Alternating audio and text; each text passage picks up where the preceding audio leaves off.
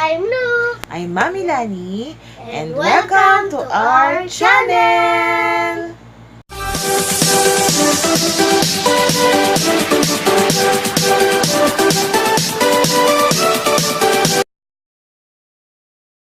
Okay. So guys, ang pag-uusapan natin ngayon ay top 3 reason kung bakit nababawasan yung mga subscribers natin nang hindi natin namamalayan. At hindi natin alam yung dahilan kung bakit. So meron tayong 3 reasons, possible 3 reasons kung bakit nababawasan yung mga subscribers natin. Okay. So guys, kailangan tapusin nyo yung video na to dahil pare-parehas tayo magbe-benefit dito. Ay based sa mga naranasan namin at based din sa mga reviews at mga small YouTuber and big YouTuber na napanood namin yung kanilang mga tutorial. So, okay, so hindi na tayo magpapaligoy-ligoy pa. Umpisahan na natin. First reason. May mga subscriber na nag-subscribe tapos nag-unsubscribe agad. Bakit? Yung pwedeng dahilan. Pwede na nabobore sila sa video nyo. Pwedeng hindi sila interesado sa video na na-upload nyo. So, ganon. So, ano ba yung mga pwedeng video o topic na sa tingin nyo ay mag-i-stay yung viewers nyo? Halimbawa, katulad ng mga ganito, tutorial, o kaya mga challenge na nakakatawa, mga funny videos, marami dyan, pwede kayong mag-search. Kasi katulad namin, kami, small YouTuber, nagre-review lang din kami, nagsa-search kami kung ano yung mga most view at saka mga trending topics na pwedeng mag-stay yung viewer namin at matapos yung video na ginawa namin. Kasi guys, malaking bagay na matapos natin yung video or at least 3 to 5 minutes mapanood yung video tapos like, then i-discuss ko na lang yan mamaya sa number 2. Reason number 2. May mga nag-subscribe sila, oo, pero napunta siya sa spam. Kaya hindi rin siya counted. So, sayang. Okay. So, bakit ba napupunta sa spam? So, ito yung sinasabi ko sa inyo kanina, guys, dun sa number 1, kasi nanonood tayo, pero hindi natin natapos at least 3 to 5 minutes. So, kailangan, pagmawa, below 3 minutes yung panonood nyo, tapos, nag-out agad kayo dun sa channel niya, umalis agad kayo dun sa video. So, hindi yun counted. Napupunta siya talaga sa spam. So, dapat ang gawin natin, guys, panoorin natin yung video. Fully watch, kung mas maganda, fully watch, much better.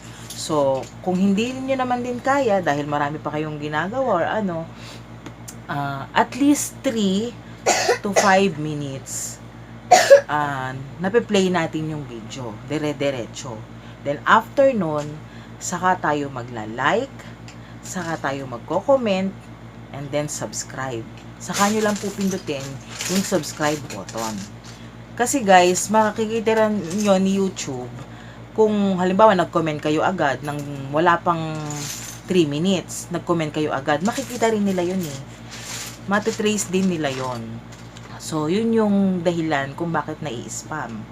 So, meron pang isa na halimbawa, nanonood nga tayo, tinapos nga natin yung video, kaya lang, skip naman yung ginagawa natin. I-skip natin.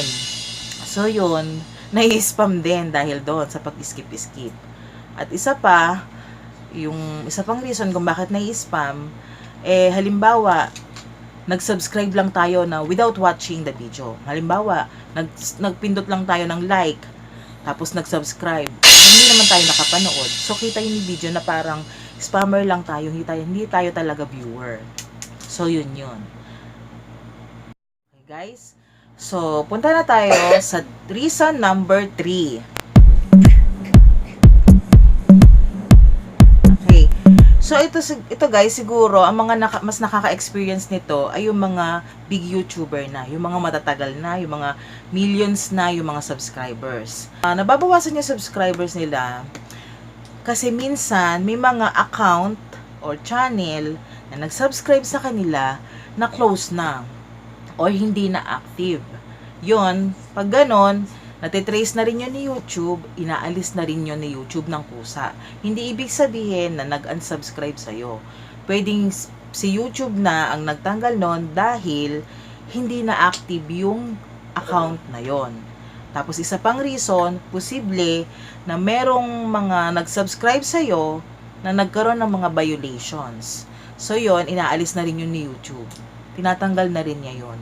So hindi ibig sabihin na porke nawalan tayo ng subscribers o nabawasan, isa lang ang dahilan, nag-unsubscribe. Hindi po ganon. Posible yung dahilan, gaya nga ng sabi ko kanina.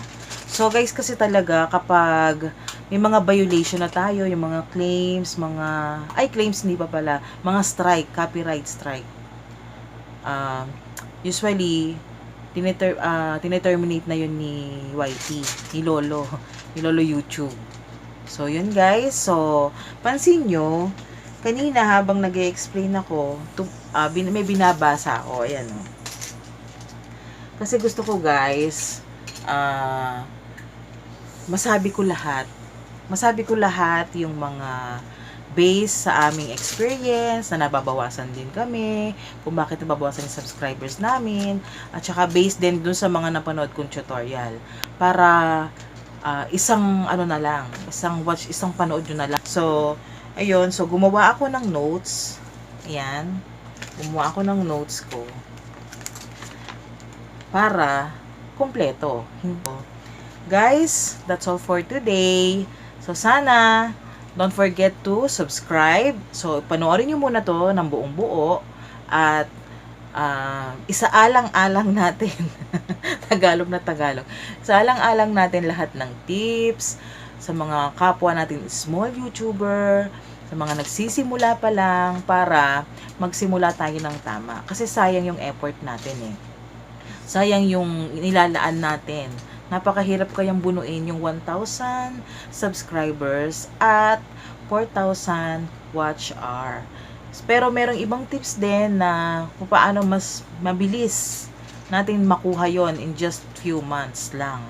So, kung ako sa inyo guys, katulad ng ginagawa namin, nood lang kami ng nood ng mga tutorial para makatulong din sa amin agad yung mga tips nila na ngayon, sinishare ko na rin sa inyo yung tips nila at mga na-experience namin para magawa natin yung tama at para hindi masayang yung mga subscribers na nag-subscribe sa atin. So, yun lang guys. That's all for today ng video na to. Don't forget to subscribe to our channel and click the bell button para ma-update kayo every time na meron kami i-upload na video. Bye! Bye! Thanks for watching!